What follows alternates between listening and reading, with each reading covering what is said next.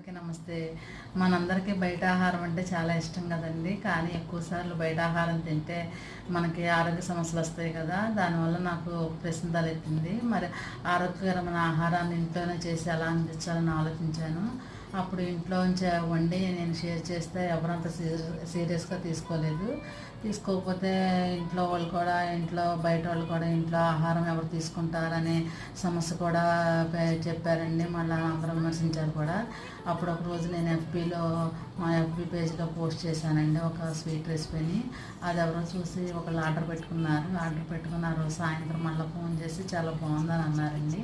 అంటే అప్పుడు నాకు కూడా బాగా నా మీద నాకు నమ్మకం వచ్చి నేను కూడా చేసి ఇవ్వగలని ఆలోచించి మా అంజనా హోమ్ ఫుడ్స్ ద్వారా అప్పటి నుంచి ఆర్డర్లు తీసుకుంటున్నానండి.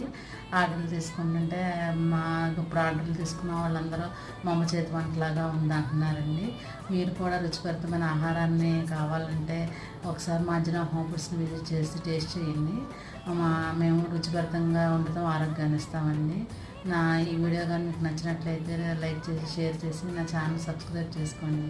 నేను మీ అంజనాదేవి మళ్ళీ కలుద్దామండి. జై హింద్.